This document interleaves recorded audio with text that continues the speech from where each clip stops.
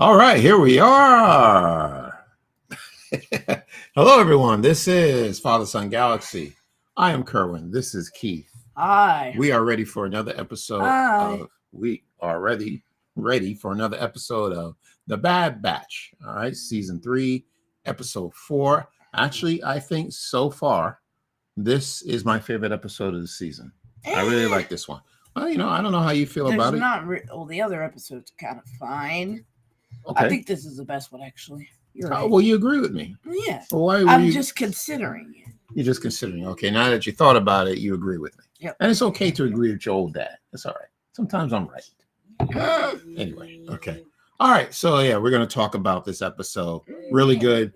Like I said, my favorite is called A Different Approach, written by Ezra Nachman, directed by Saul Ruiz.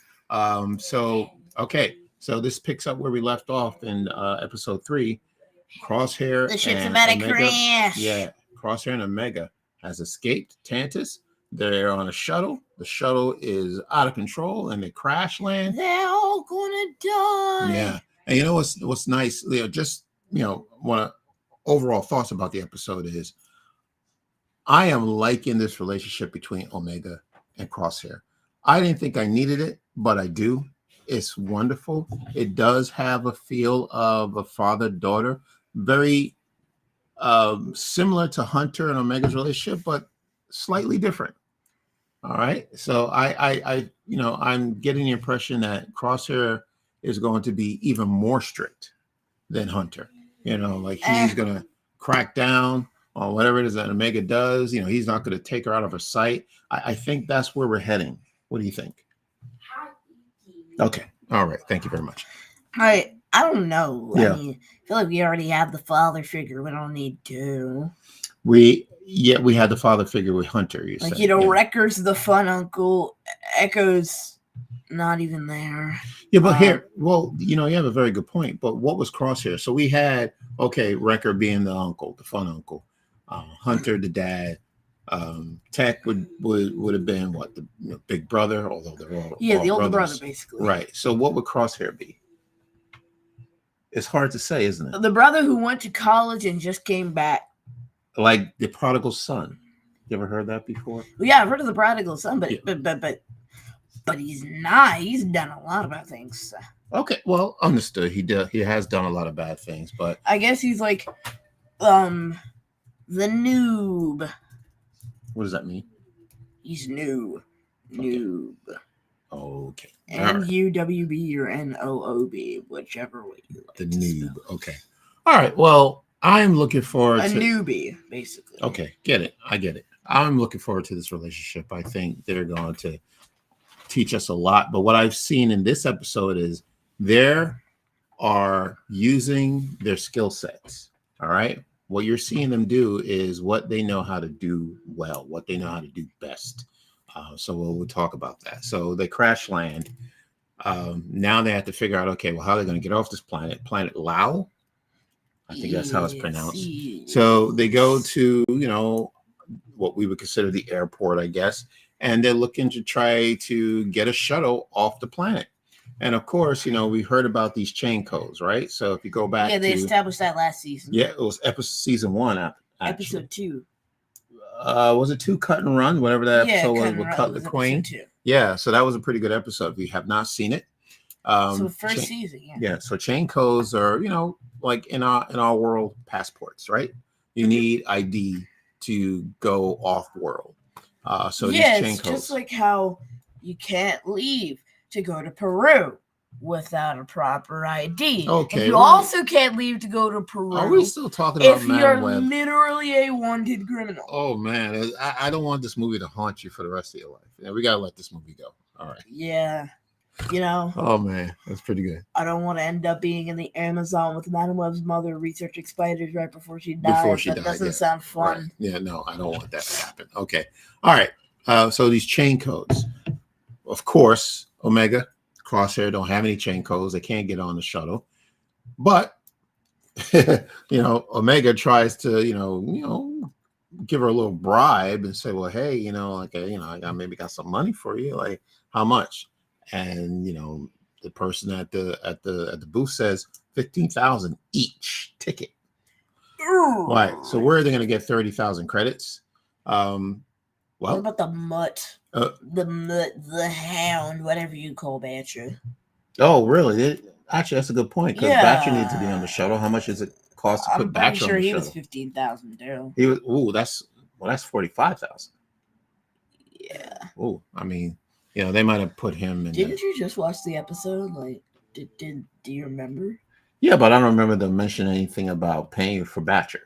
Then what were they gonna do? Throw him in a crate? Well, that's a very good question. I think what I'm leaning towards, I think Crosshair was actually thinking about leaving her behind, Batcher, right? Yeah. Right. Okay. I don't appreciate that, Crosshair. Well, of course, Crosshair's Crosshair. So he says, okay, well, why are we carrying this hound around? We don't have time. We don't have the patience. Let's just leave her here and get on the shuttle. He's like the dude that doesn't want a dog, but when he does get a dog, absolutely loves the dog. Yes, I agree with you. I think that could be you one day. If you would just take the first step and get the dog. Okay, now back to Crosshair. And the dog. Okay, so where are they going to get this credits?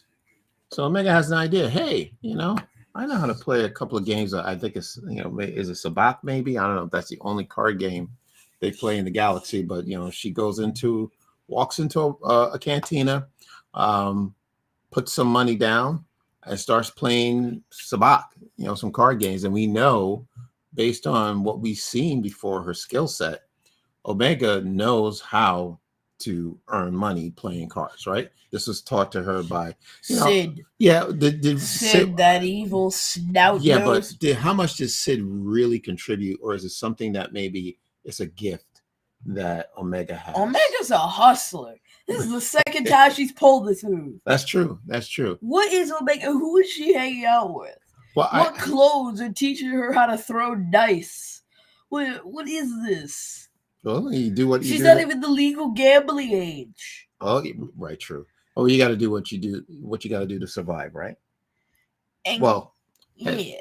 What she didn't know how. What I just other way? Find that hilarious, though. It is hilarious, but how about that as being a setup and payoff? I mean, so we saw this in season 1, and she's playing a card game with Sid, and they're beating everybody that walks into that place, and she's got all this money. So now here's a payoff, right? Now she's going back to what she does well, and she is earning some money on the table. But of course, the Empire comes in and ruins the night. And this one Imperial officer, yeah, he just walks in and he's like, why don't you try your hand against me? Yeah. I insist. And Omega, being the genius she is, decides, why not? My luck's got to run out eventually. Sure. And she beats the officer fair and square multiple times. Right. And she gets her money, and then the officer says, now it's just time for you to pay your fine. Ba ba ba. It's illegal to gamble alone. Yeah. How low down was that? Which technically makes him a criminal, considering he was also gambling and there are multiple witnesses. Yeah. But he set her up. I mean, all he had to do was walk in and then say gambling's illegal. Mm-hmm. And then he wouldn't have lost any money in the first place. But you know what I'm thinking? I think he's just making that up, as he goes along. I don't even know if there is a rule that you can't gamble. It's against the law. And if there is, I find because who's the bigger gamblers than the Imperials? You see them up in cantinas and having a good time and playing sabacc or whatever. So I don't buy that. I think he made that up on the spot so that he can swindle money from her. So in other words, she won 20,000 credits, and then he says, "Oh well, because you broke the law, you need to pay a fine of 10,000 credits." Yeah, but he didn't have to start gambling. In fact, he would have made a net positive if he stopped gambling because he just paid Omega money. Okay. Basically, they broke even, but he's still losing 10,000 credits. Mm-hmm. Like he recouped half his losses, but what was the point? Dude just got engaged in a quote unquote crime. So, well, here I think is the other thing. I think he was stalling as well. He was aware that maybe Omega might be someone that the Empire is looking for. There might have been like an APB or something, and so he was aware that she was on the run. All points bulletin. Like there was an announcement maybe by the Empire, looking for this Omega person, this young girl clone with this grown man, walking around with a creepy one, right, with a shaky hand. Right. So the Empire knew that she was, MIA, or she was a fugitive, or I guess if you want to call it, from the Empire. So the Empire was looking for her. I think what he was doing was just stalling to just keep her there, just to confirm that she is who she is. I don't think he knew yet. I think he was stalling to take her mutt. So you thought it was just about taking her money? No, her mutt. I've done the mutt. Okay, yeah, betcha. Right. That's really fun to say, betcha. No, I got it. Wait, what? Can we say hello to who's in the chat? Let's see. Can we? Looks like Jose. Thank you, Jose. Thank you for coming back. I remember Omega you were there was mentioned in last week. Okay. All right. Let's just go through and say hello. All right, Eric. Welcome back. Good to see you. I haven't seen episode 4 yet, but I had to say hello. Oh, you gotta get I hope we didn't spoil it for you, but thank you so much, Eric. All right. Hang around if you like, but if not, I understand. Okay. All right. So Jose says Omega was mentioned in Rogue One. I don't recall. Yeah, I don't recall that. Was she? But that's okay. I don't think Omega was a character yet. All right. So what we're gonna do? Let's just keep talking about this Imperial officer. So he takes her money, and now she walks out. Now, when he walked in, the Imperial, he has something to say about Batcher, right? The Hound, and I think we said, well, the Hounds are not allowed inside this establishment, so put the Hound outside. So when Crosshair and Omega walks out, Mr. Burns says, release the Hounds. Release the Hounds, right? So when they walk out, Batcher's gone, right? And then there's somebody stole Batcher, right? And there's little kid comes up and says, "Oh, I know where that Hound is, but you need to pay me 10,000 credits." And then Crosshair just walks up and stares at the kid. He's like, "Okay, 5,000. I'm sorry." Right. So they paid the kid $5,000 for the most useless information on the planet. Right. He just says, "Oh yeah, they went to the." Oh yeah, they're over that way. Yeah, he just says they went to the docks and then strolls off. Yeah. It's like that. You would think he would at least show them where he's talking about for that kind of money, but no. All right. Yep, that's cool. Yeah. So they pay off this little boy and then they walk away. Omega, of course, is going out to Batcher without question. We know she's going to do that. But Crosshair stops her and says, Omega. Now, is this the first time that Crosshair has ever addressed Omega by her first name? I don't know. For some reason, it sounds different to hear him say Omega, because I don't think we're used to hearing. know Omega until like the first episode. Right? But whenever he's referring to Omega, he never calls her by her name. He says that's the kid. Because he's just using shorthand. He's just like either the kid, or the clone, or the girl, or go away now. It's like he's usually giving very short responses. Omega is 3 syllables. Yeah, I got you. I guess the kid is easier. Hello, Alex. Thank you again. Thank you for joining us. Alex, council member. Councilman. All right. Yeah. Well, that's interesting because, Omega could have still addressed her as, hey, kid, where are you going? Hey, kid, let's go this way. Hey, kid. But he didn't. I think he was trying to be sincere. Well, yes. But I think that speaks volumes of how far Crosshair is progressing, don't you think, in their relationship? I know it's still early, but him going from calling her the kid to calling her by her first name, get back here, kid. I think that meant something. So I don't want to overlook that moment. I thought it was pretty cool. Yeah, very good. All right. So of course, Crosshair wants to go get on the shuttle.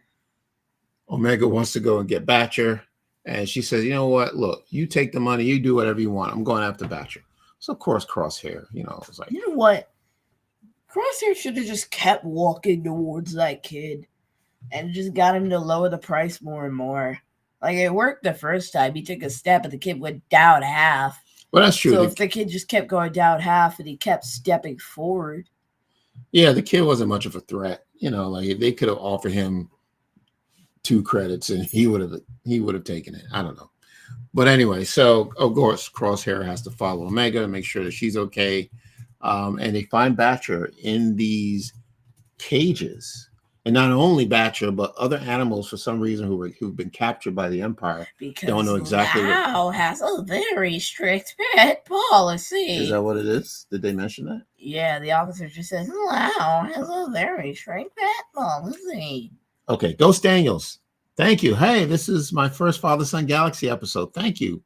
My name's Olivia, and I saw you on Star Wars Explained. I enjoyed your guest appearance. Thank you so much, Ghost Daniels. Thank you. Nice to have you. Wow. Yeah, thank you for joining us. Thank you for that shout out. Very nice. That's another one added to my Infinity Gauntlet of subscribers and viewers. Yeah, right. Yeah, that's wonderful. Thank you. Thank you once again.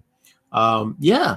So I don't know what they're planning to do with these animals, but they're all captured. And of course, Heart of Gold Omega. Well, if we're going to free Batcher, why don't we just free all the animals? And Crosshair's like, don't push it. Don't push it. And then they get caught Yeah. by that stuck-up officer. Yeah, now that officer comes back. He's not going to let them go. No. And he says, Lao has a very strict Now, is that policy. why are you talking that way? Is that how he's talking? Because that's just how I perceive him talking. Oh, really? Like, He just sounds like this to me. okay. All right. Or maybe he's you more didn't like, sound quite like that. Or maybe he's more like the squeaky voice teen. Like, sir, you're not allowed to do that. No, that was a very strict pet policy. That was not the voice at all. Yeah. No, he was more like reserved. He was very almost.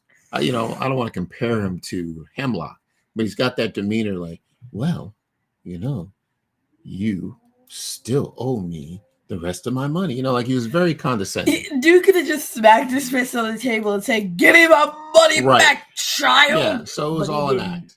Yeah, so he wanted to make sure that he got every single credit that he lost. Bow. Yep, every Give me single back one my he lost. money, Omega.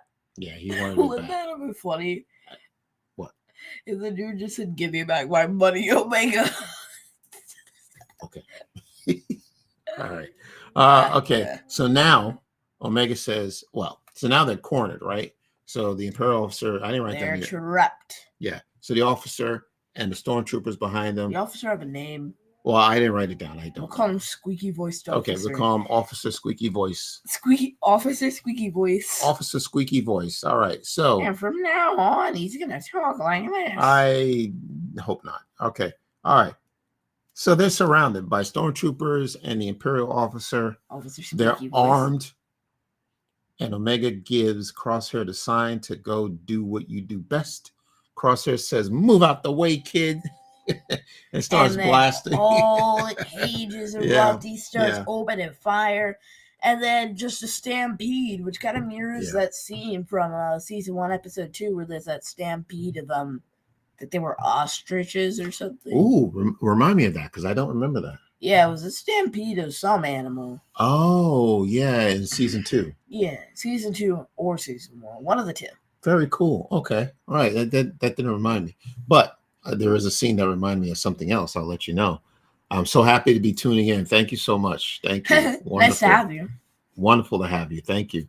So now, of course, they have.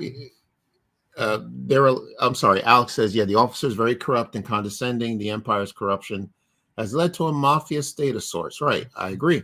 That's exactly what it is. They're very, very bullies, They're very belligerent as well. Oh, absolutely. And it's like they don't seem to be the type of people to take no for an answer from anybody, not even their own commanding officers or subordinates. Yeah, and they'll quickly put you in prison, if you don't follow orders. I mean, you could just literally say the wrong word and you get a life sentence. Because it's like the Empire could just strengthen themselves. True.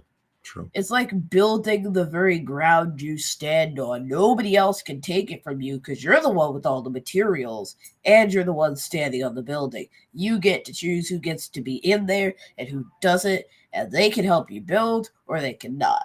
But nobody else is allowed. So basically, the Empire's just got a monopoly on everything. Yes, they do. And that's why they're the Empire, right? Yeah. Yeah. That's why they're the Empire and not the mediocre group of people in armor. Yeah, yeah, they're dictators. They're absolutely dictators. So that's what makes them so evil. Like we root against the empire. Like Gorsh. Who's Gorsh? Goofy. Okay, all right. Get it? No, I From Mickey don't. Mouse. Goofy. That was your Goofy. You can do better than that. You're Goofy. Nah, I'm not gonna do Goofy. You're Goofy. No, I'm not. I'm not even telling you to do the Goofy impression. Oh, you're calling me Goofy? Okay, all right. Thanks, Keith. All right. Okay. That's a good thing. So now, like I said earlier, what I like about this episode is that Omega and Crosshair are doing what they know best. We know that Crosshair can shoot, although well, yes, I was going to get to that. Although we know that he's not always accurate the first or second or third time, but he keeps shooting until he hits the target. But that really has to do with a condition that could be long term. Hopefully not, but we'll talk more about that. But I mean, knowing Star Wars, mm-hmm. I'm gonna assume this is gonna be one of those things that he gets over at the very end, and then takes a shot that saves the whole group. Oh, that could be. I can see that. Because that's just the kind of Disney Star Wars plot that's been set up. It just seems like something they do. It's like, I have to take the shot. Mm-hmm. That's very interesting because I'm thinking the opposite. So you're saying that he's gonna fail in the line of duty? I do. Yes. That he's going to be in a situation where he's going to have to save either himself or other people. You're thinking that he is going to make that shot that is going to save a lot of people. I think what's going to happen to him is that he doesn't make the shot and he falls. I don't know. I don't want to be a Debbie Downer. I don't know. You're such a Debbie Downer. I am sorry. Okay, I should have kept that to myself. No, I don't know. We don't know what's going to happen. Yes, of course. Safe space. Yes. So, look, that's just what my thoughts. But maybe he'll come through, and he will save the day. But anyway, so let's get back to this episode. So now these animals are running loose. The officer gets run over. Did you guys hear the pork? Did you hear a pork? What pork? I guess in the episode, like a sound effect. It's totally possible. There were so many animals just running loose, when they let the cages out. So by the way, I love porgs. Okay, so Crosshair. Can we get one like an animatronic? So again, Crosshair is let loose. That gives the Empire they're distracted. Omega goes in the shuttle, gets it started up, and then again these animals are let loose. And here's something that was really cool. I don't know if you picked up on this, but the Imperial officer, did you see how his life ended? Remember, he was captured. He got pulled into that in that gate. Did that scene remind you of something? The Sarlacc pit. No, you know what it is to me. I wonder if anybody else picked up on it, but it reminded me of Jurassic Park.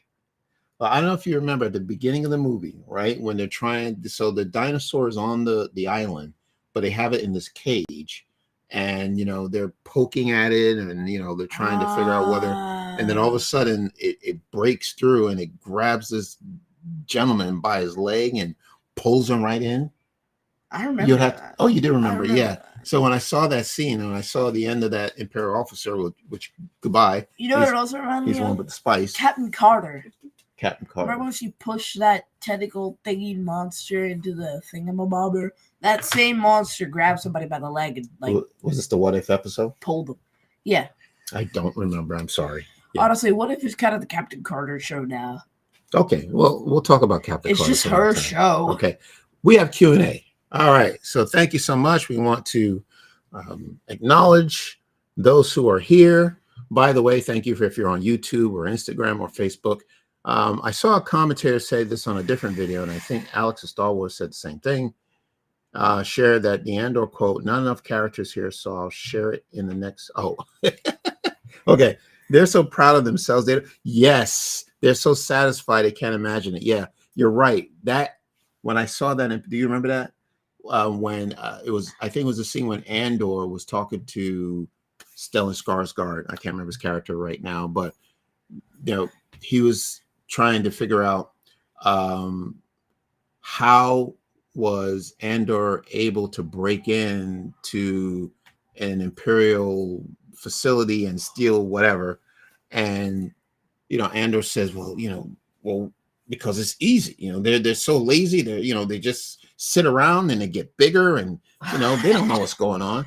Man, So that's you don't not remember gonna that? happen with our government, though.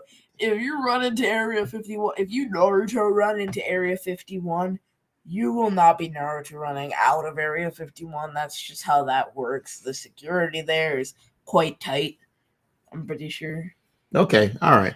But if you are gonna run in there, Naruto running is the best way to get in there quickly. Okay. All right. Well, I got you. All right. So Ghost Daniel says Omega's long hair ponytail reminds me of Kanan Jarrus' hairstyle in Star Wars Rebel. Never thought of that. That's a good point. Yeah, with the ponytail. Yes, Kanan Jarrus. I like that. Kanan Jarrus. Okay. All right. Very cool. And I have a prediction that the boy under the mask that they pay off for information could be a young Caleb Doom. Well, they already met him. He doesn't sound like that, but maybe he's using a voice modulator. Well, we never saw him take his helmet off. Yeah, but to me, that little boy looked a little bit younger than what Caleb Doom would be at this point. No, I could. I think I'm thinking that little boy looked like he could have been your age. But when we saw Caleb in the first episode, wasn't he like a teenager? You think like maybe 13, 14? No. Oh, he wasn't that old? Not to you? Okay. He was probably like my current age. Oh, okay. All right. So I could be wrong then. Yeah. How about that? Caleb Doom. All right. I'll look up when he was born. Okay. All right. Well, okay. All right. So then that's fine. Yeah. So that scene just reminded me of that moment in Jurassic Park when the guy just pulled into the cage and the dinosaur takes him out. So I thought that was pretty cool. So of course, all this leads to Omega and Crosshair escaping. How about that funny scene where that stormtrooper is standing right behind the engine, and like the force in the engine. Yeah, so he would have been 13. Okay. He was born in 33 BBY. So Kanan Jarrus would have been 13. Okay. All right. So you think this kid might have been the same age? I think the kid may be a little bit younger. All right. So, all right. Can we finish this up? Yep. Okay. So the scene when the shuttle takes off and you have that stormtrooper right there. Oh yeah. And he just behind the engines. And he just gets flung. You didn't even catch that though. No. I had to rewind it. Yeah. And dude just got yeeted. I mean, like he was just not prepared for the engine. He absolutely flew. That was pretty cool. But he said, "I believe I can fly," and he sure did fly. Okay. All right. Shuttle is gone. And here's my favorite part of this episode. This is the reason why this episode is my favorite so far this year of this season. So the Bad Batch finally reunite, right? At the very end. So Wrecker and Hunter get Omega's signal. They land on a planet and they find Omega. And there's the team is reunited. So emotional. I love that. So Omega is the first to get off the shuttle. And then here comes Wrecker with his big arms wide open. And he grabs her and gives her a big hug. And did you see him wipe away tears? That was pretty cool. He says, "We've been looking for you," And then that moment when they're hugging, I don't know if you were listening to the music, but the music was incredible. What it did, I don't think it's ever done before. When Omega hugged Crosshair, it played the Bad Batch's theme.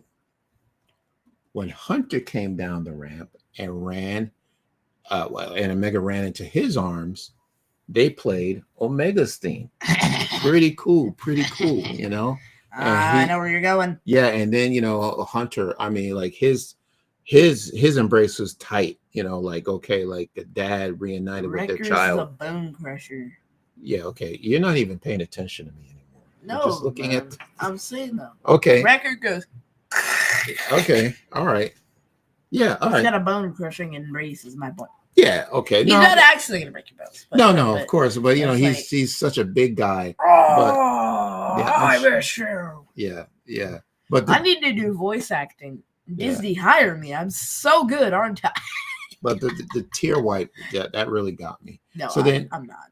So then when Omega ran into Hunter's arms and he held her and he says, "We never stop looking for you. But how did you get out?"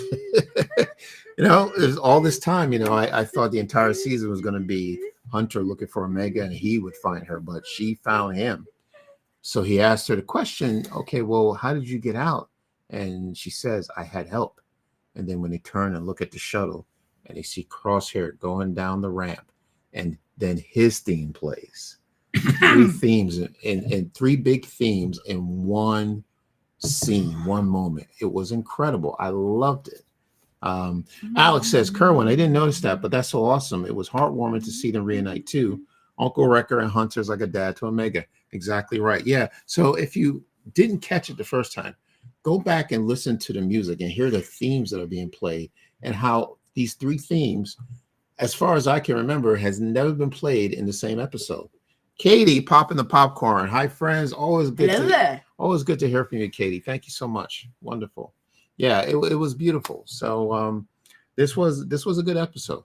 And now what do you think? You know, let's talk about episode 5. Crosshair's back. All right. He's been gone for a very long time. The last time, I think you brought it up, the last time Crosshair was with the batch was when he was trying to take them out. Wait, does he know about tech? I don't think so. I don't know for sure because, well, Omega never brought it up. But my question to you is like, well, so the last time Crosshair was in their presence was when he was trying to, you know, Crosshair was working for the Empire. He was trying to kill the batch, right? Okay. Well, yeah, actually. Okay. Yeah. So hold on. Yeah. Okay. So I'm just wondering. So like I was a genius, and so was Dad. What do you mean? We worked together on this. I What promise I'm smarter than this, guys. What are you talking about? Okay. All right. Let me just continue while you find what you're looking for. So my thought is, Katie says she thought it was a great episode. I absolutely agree. I think it's my favorite one so far for the season. Here we go. What do you got? So, you know, there's this question that I asked Steve Bradley Baker. I said, last year we asked you what Crosshair thinks about the Empire. Now that we know what's happened, we have a new question. How do you think Crosshair will regain the trust of the batch and Rex pending his return? Right. So that's the question. Now, the answer, you're going to have to tune into our roundtable discussion. The views. That's a good. The clicks. That's a good. The lols. That's a good lead in too. So, if we haven't mentioned it already, we were a part of the roundtable, right? That included the writer, executive producers Jennifer Corbett, supervising producer Brad Rao, Michelle Ang, who plays Omega, who voices Omega, and D. Bradley Baker, who voices everybody. Everybody else. So you asked that question. So if you want to know how D. Bradley Baker answered that question, tune into the roundtable discussion. All right, you can find that on YouTube or anywhere you get your podcasts. All right, so as we wrap up, my thoughts are it's not going to be easy, right? Because there is trust that needs to be built between these guys, and I don't think they can move forward until they are in a position where they feel comfortable to trust each other and know that we are brothers. We're always going to be brothers. And in order for us to move forward, we got to be on the same page, right? Let me say this because if you remember, Crosshair and Hunter's relationship has been strained since Order 66, right? Just about the time, speaking of Caleb Doom, when Hunter allowed Caleb to escape, but Crosshair didn't want that. Right? He wanted to take out that little boy, and Crosshair ever since has questioned Hunter's leadership. So you got two leaders trying to vie for the same position on the same team, and Not how that works. It's not going to work. You have to have one leader, right? Only one leader, and the others have to follow. Crosshair said, "Bye, suckers." Right. So and he walked right out that door. So is Crosshair going to accept Hunter as the leader of this team? That's the question. All right. So that is it. So we'll check for any final comments. As we do that, Keith, can you tell us where people can find us? Woo, yikes. You can find us wherever you get your podcast, socials, Facebook, Twitter, and Instagram at Father Son Galaxy. Website, fathersongalaxy.com. Please donate to our Patreon page. I need to buy the Skywalker Saga DLC so we can play the game. Yeah, because that's very important. Patreon.com/FatherSonGalaxy. And our merch store, fathersongalaxy.myspreadshop.com. Please buy our merch. It will keep you warm. It's raining out here right now, so it will protect you from the rain. You can have a nice cup of calf, hot cocoa, anything. I really need to buy those DLCs. Oh my goodness. I'm not gonna survive without them. Oh, you sure will. I won't. Trust me. I won't. Yeah, okay. Alex says, Father Son Gal. Hi, you're welcome. I remember listening to them on Monday.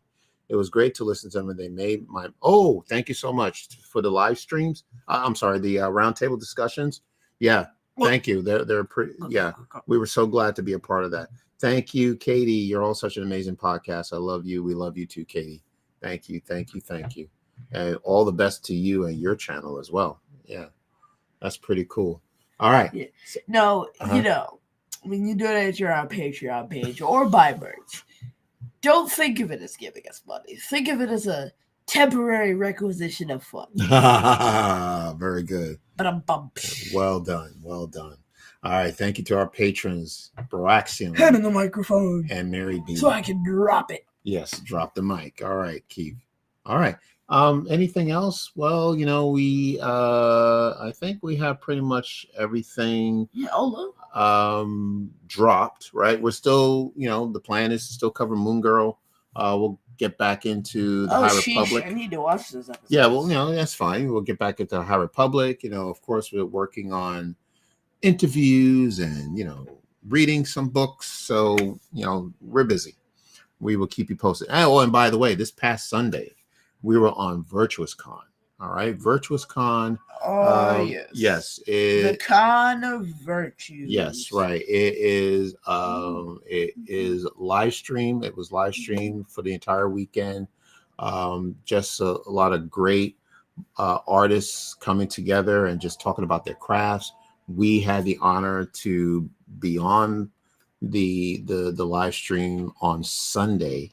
I don't know when our episode will be available, or so you can see it, but just want to thank the team at VirtuousCon for doing such a great job and making us look and sound good, and for all their hard work.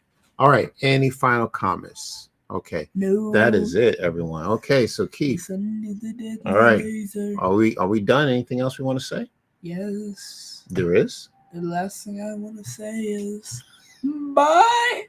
Okay, bye. All right, thank you everyone for tuning in. Until next time, take care.